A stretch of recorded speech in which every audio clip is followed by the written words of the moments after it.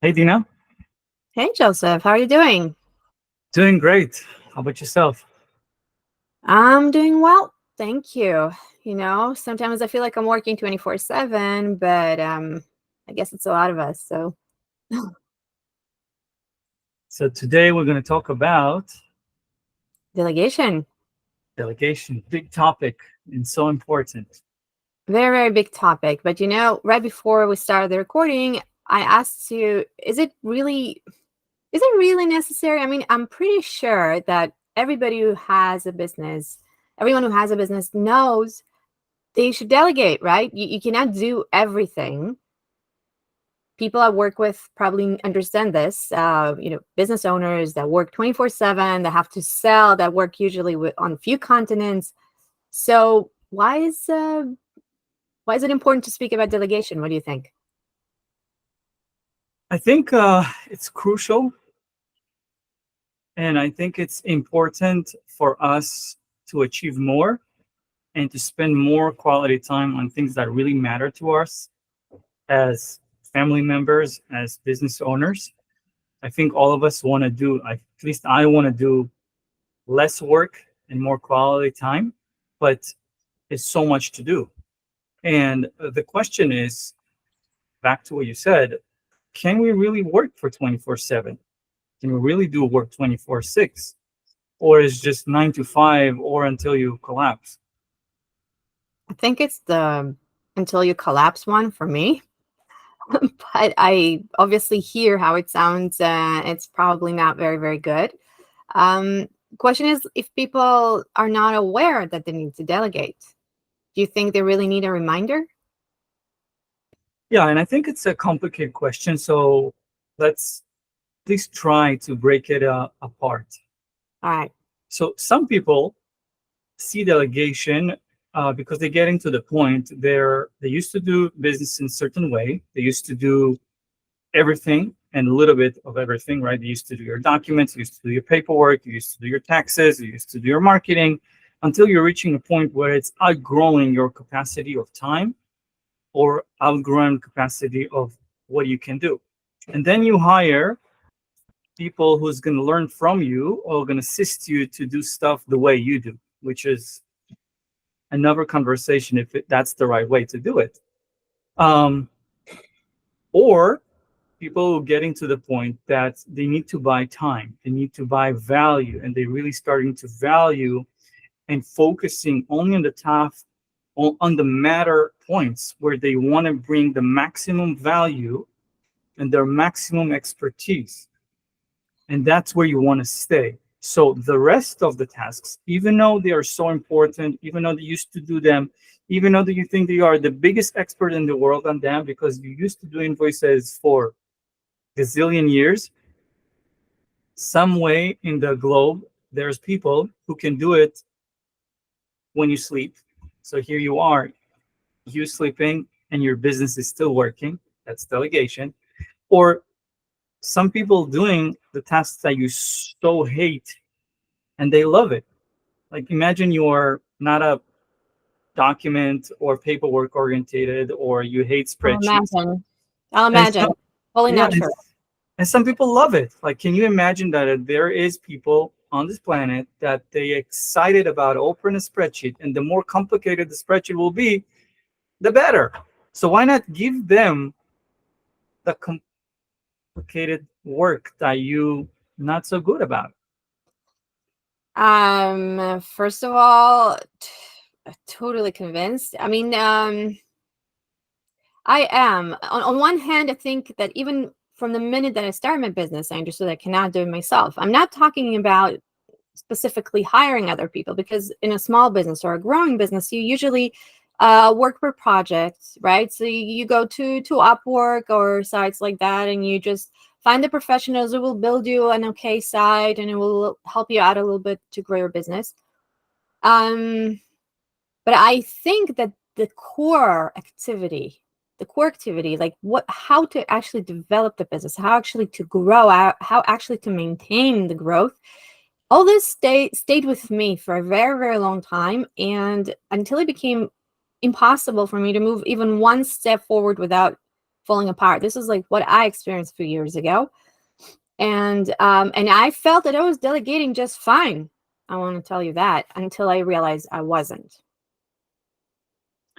I was traveling once in Paris and I saw in the train station, it was 9 a.m. and the train is empty. And I asked, where is everybody? Why people not working?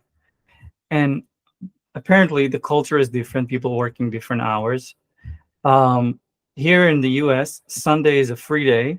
And in other parts of the globe, Sunday is a very busy day.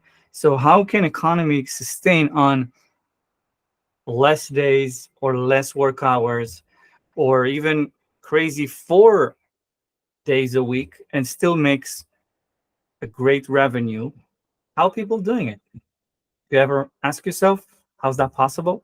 I don't know. It seems, well, I know it's not true, but it seems that a lot of people who are more successful have more time, but they don't. And I've been reading, the books about the 4-day work week, and which sounds dreamy, by the way.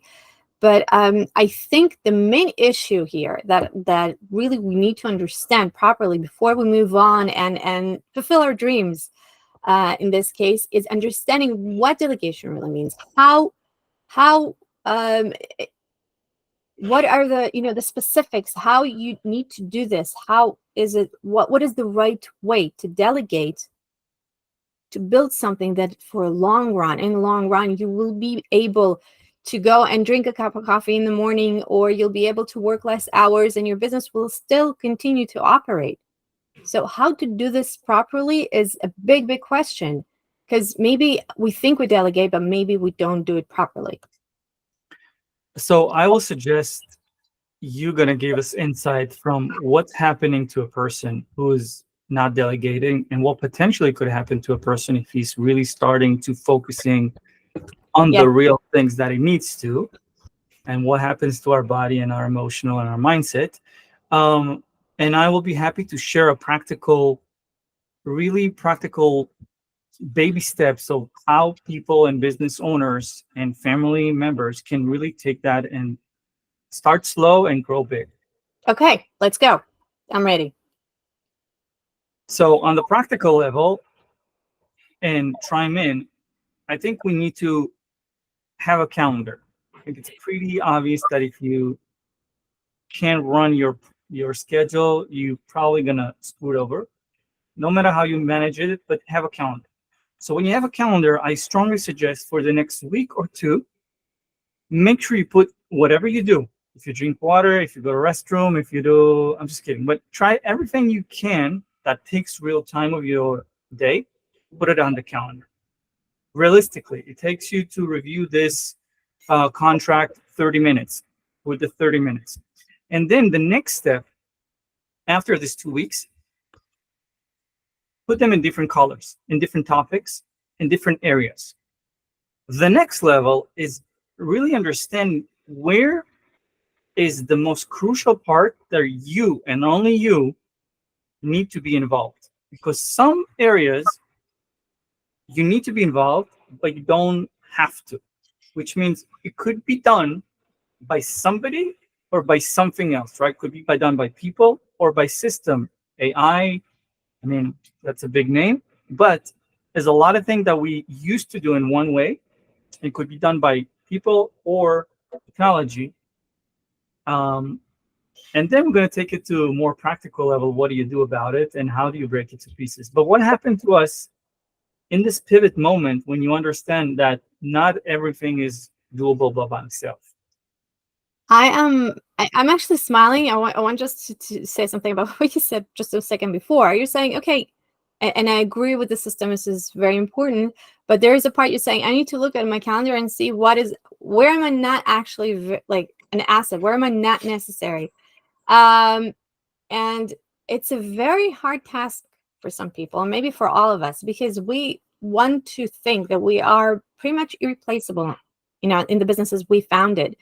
Yes, of course, we can have other people working with us, but the things we do and the way we do the things we do is a lot of times feels like something very, very unique. And there's an actual fear. It's objectively, we are very much worried about doing that, about taking what we do and giving it to someone else. But let me ask you that. Are you going to a doctor, or are you trying to heal yourself? Well, I'm going to the doctor. Yes. Okay. Are you hiring a plumber, or are you trying to do it by yourself?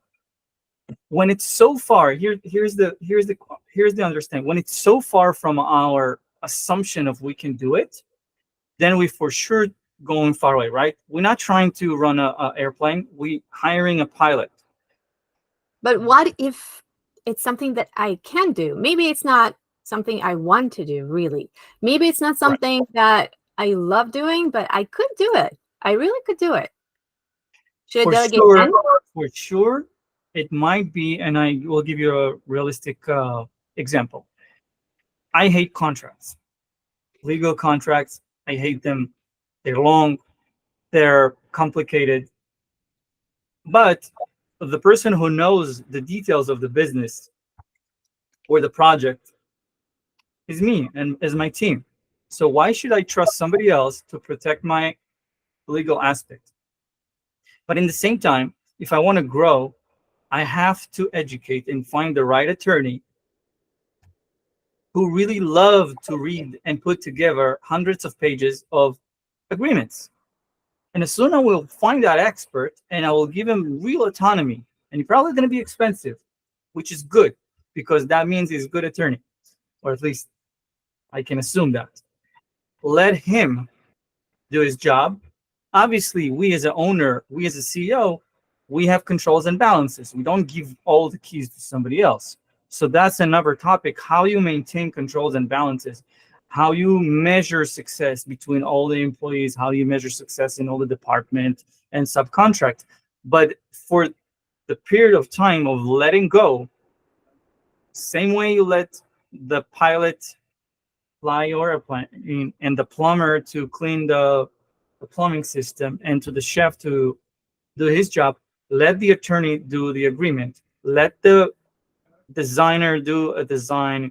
Let the website developer do a development.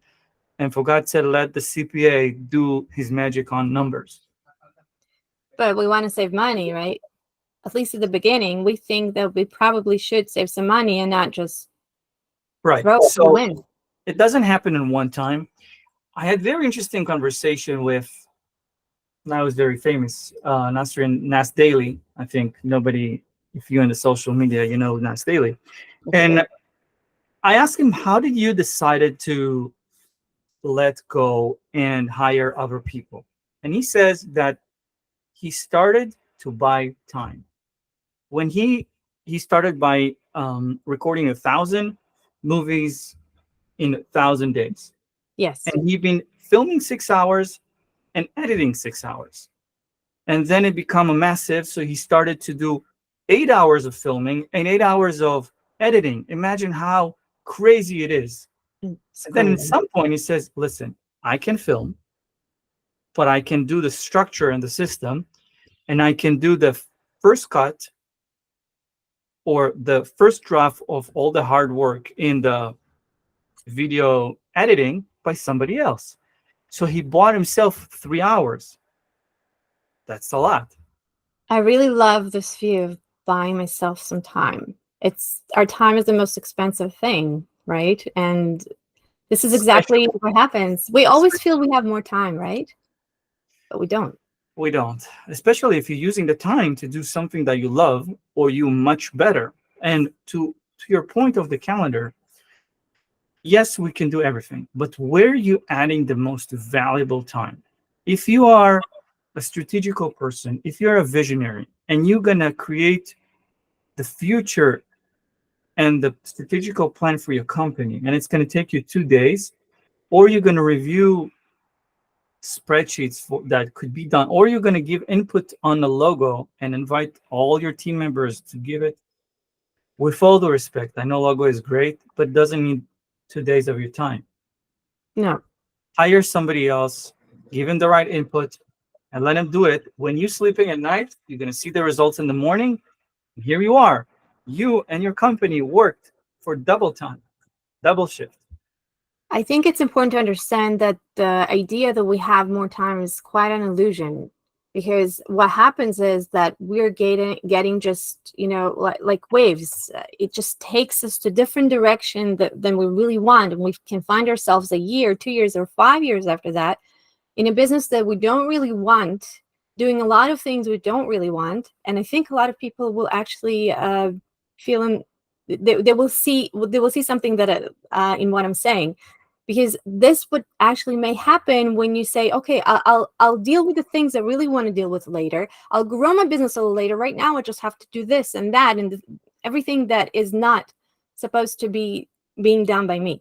So I'm saying it's the delegation is just very important, and it's an illusion to tell yourself, you're fooling yourself when you're telling yourself there's going to be more time. There's never going to be more time if you will continue dealing with things the way you deal with them, if you'll continue treating yourself as somebody who is irreplaceable. This is my aspect. Joseph, I know you have a lot of strategies and a lot of knowledge about delegation. I would actually like to hear, are there any strategies you can share with us? How do we delegate correctly? Any ideas? So I would say it's a famous rule of 80-20 or 20-80. You want to invest as little as possible to create bigger impact. So I would say use that method everywhere you go, especially as you're climbing and creating bigger and bigger company. You cannot be everywhere, but you have to hire the right people, and don't be afraid to hire up, which means don't bring a $10 or $15 secretary who you're going to have to teach. Bring someone who's really expert, and maybe he's going to teach you how to do his stuff, right? Yeah, it's okay. It's hard to do. It's hard to do. It's you sometimes afraid to let it go, but surround yourself with team of experts. Each one is expert in his area because he's going to enjoy it. He's going to be passionate about it, and it's going to free your time to do what you love and what you're the best of, which is being a CEO, being a CMO, being a COO, whatever you are, being better spouse, being better father, whatever is on your task.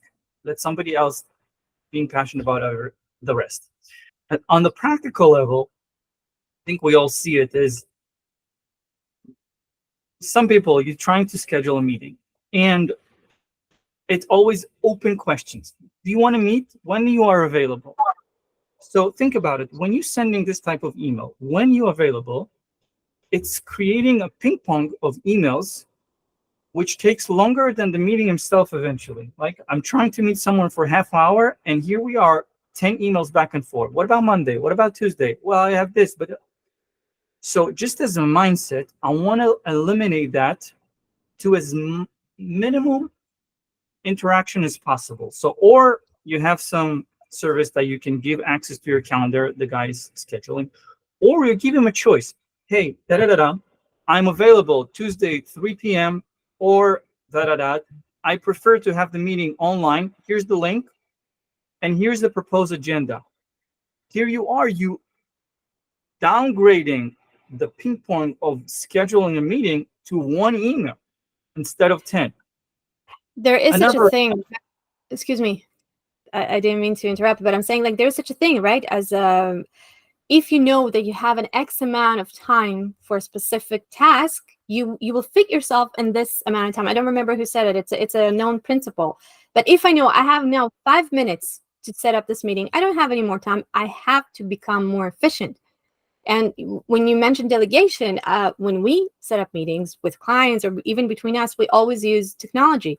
And the technology is available. Some of it is even free.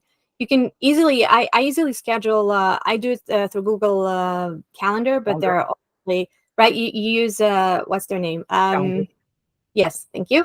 And it looks professional. It's very, very simple. And I feel there that the people that I do set up the meeting with them in such a way, they're relieved, because the ping pong is also very, very tiring on the other end. So it just altogether, it makes me look professional, and it helps me save my time and respect my time, which is very important.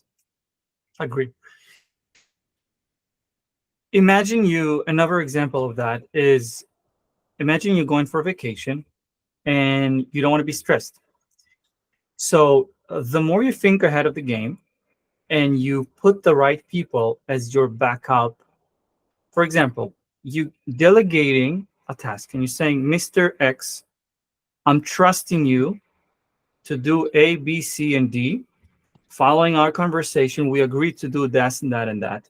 In case of emergency on this topic, contact this guy. In case of that topic, try that. You CC everybody else and you press send. Then you know that you gave all the tools. You don't really add value to that because in any option, this person needs to figure it out. If you don't put it, guess who's going to be the first phone call to interrupt your vacation? You're going to be that guy. Oh my gosh. So many business owners who can just not, you brought up vacation. Vacation is very relevant right now. It's the summertime. I know so many people who had a very hard time disconnecting from their business, even pretty, large, pretty big business owners. And what you're saying right now is just so simple. And yet there's a component of, I have a relative in another country and she owns pretty big business, and she came on a vacation. She came over here to Israel a few years ago. And I remember her half of the time by the pool in the sun, spending on the phone. And at some point I approached her and I said, look, why, like, you have so many people working under you, more than 100, I think, people working under you. So why can't you just, delegate? And she's like, no, but I have to be in touch. I have to make sure they don't burn the place down. That's what she said. And what she is, she's a fire department. She is the fire department. Everything goes through her. I want to say something. She owns the business for more than 20 years. It's a very successful business and energy, and I think even more than 100 people obviously working there. But I see her style. And when I saw her style, I said, oh my God, I don't want to become this. This was one of the things that I said, maybe I should think twice before I'm growing my business. It's an actual fear, because the fear of letting go, the fear, as a business owner, and I worked before and as a COO, when you come back from a vacation, it's not a piece of cake. You come back and things were done. They were done without you, but they maybe weren't done in your way or in the right way or in the most efficient way possible. You're there for a reason. You're good at solving problems. You are valued. You're valuable to the organization. So how do we manage to delegate and just be on a vacation, disconnect from it totally? So I think it's a culture thing, and it's a systematic culture that you can build around your people. For example, if I know a person who hates the WhatsApp voice messages because they're not searchable, they are a mess, they're all around topics, versus, for example, Slack channels, when you have different topics and different areas. If somebody joining the conversation half a year later, he can see the history back. If you're playing in that space, you know what I mean, and the painful that you're adding somebody into the team and he doesn't know what the heck you're talking about. But that's a completely separate topic. But he, on his status on WhatsApp, and saying, I do not answer or open voice messages. And it's so clear. Like, if you think it's important, pick up the phone. If it's not important, don't bother. And I saw it and I'm like, I should respect his message. I should not call him, right? Because next time I will think twice. And I do it also. Like, sometimes somebody is calling me and I see it's going to be a long conversation. I said, please send me email about it. What I do is I'm moving the weight from me to observe and listen and make all the assumption and spend an hour now, and he will spend the time, and it's his time to put it in writing. And guess what? 50% chance he's not going to do it. Why? Because he will find a way. He will find a way to resolve it versus now sit down and try to articulate it in the long email. You reminded me of those endless meetings in big organizations, especially when I was working, I think already over 20 years ago, in governmental organizations. There was this meeting, you don't know where it's leading. You don't know why it's important, why it's necessary. There are people there who speak because they want to be heard, right? And you know that it's an hour and a half of, and nothing is moving in those meetings really. And sometimes because you know that eventually everything will be decided in a 5-minute meeting with 3 people in a room. When I don't know, the CEO will call you and say, hey, what do you think about this idea, what we discussed? Yeah, good, no, okay, these are the 3 things you need to do, bye. And then like I kept on wondering, why do you need the big meetings? I mean, it's right? You know the pizza rule of Jeff Bezos? Tell me more. Okay, so Amazon has a pizza rule. Okay. The meeting cannot extend more than a pizza pie, which has 8 pieces. I love it. I also love pizza. So if it's more than 8 people, if it's more than slices of a pizza, it's becoming a symposium, it's becoming a convention. It's not happening. Second thing that Jeff Bezos is, if you feel you're not adding to the meeting, get up and leave. Just be the man, be the lady. Just don't stick there because you need to say something at the end.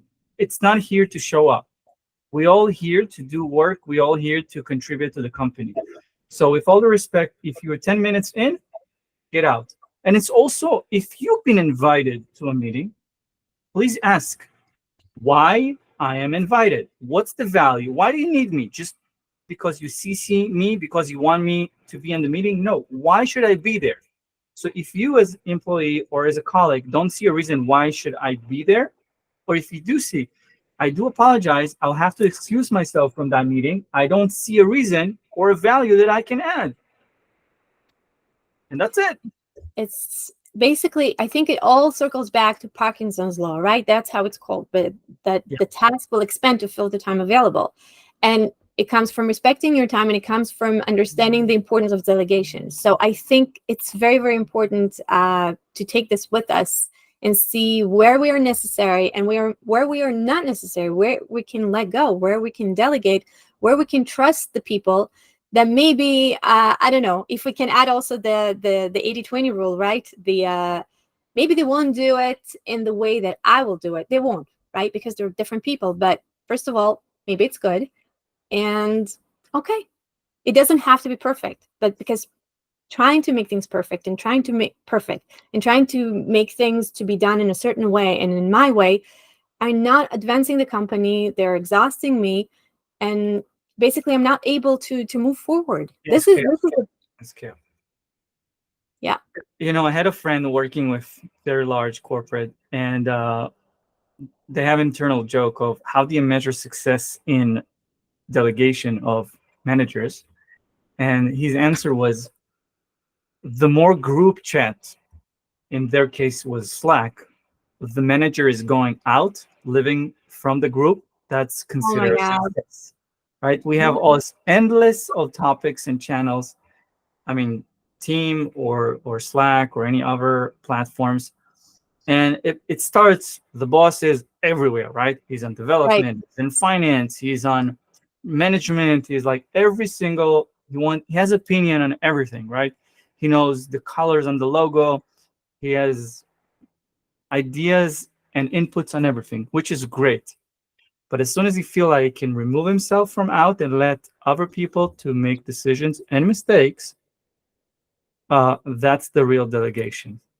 That is actually a very, very good tip, because I was going for how many margaritas you can have on the beach. This is how you measure if you successfully delegated. That works too. That works too. Yeah, the group chats. Oh my God. Yeah, I totally agree. There is the issue, obviously, of how I help myself to leave the group. How do I feel, that this group can fly without me? It's okay. If something is burning, there's like this famous sign that the mom put on her door during COVID, and to tell her kids, stop bothering me because I'm working. And she wrote down, am I on fire? Are you on fire? Is the house on fire? If the answer is no, deal with it yourself because I'm working. So obviously don't burn the place, but it's okay. It's okay that I'm not involved in everything. Understanding that the world will continue, and even if mistakes will be done along the way, there is enough time to fix it. Time is what you bought, as you said, and it's very, very, very important. And you will enjoy much more because you will come to your day work doing things that you really adding value, and you are the best of what you do. You don't need to be afraid. I think one of the things that I don't know if people say it because it's something that is like deep inside, but they definitely mention it in a way or the other. We are very much afraid to be obsolete. If we started something and this something started growing beyond our dreams and it becomes big because other people believe in our goal and believe in our vision, and you know, you want to say, where's the problem, Dina? This is great. It sounds wonderful. But then, like, where am I? Maybe this thing, if I go now for a month and I come back and this thing is still working, I might feel obsolete. I might feel not necessary anymore. But I think it's a true blessing because then you'll be able to go to the next step and think about other horizons for the company that the people who are already managing to do what you started, they cannot do it for you. They cannot look further away or expand the vision the way you can. But there is this fear. There is this fear, and we have to acknowledge it. We have to understand where our fear of delegation comes from.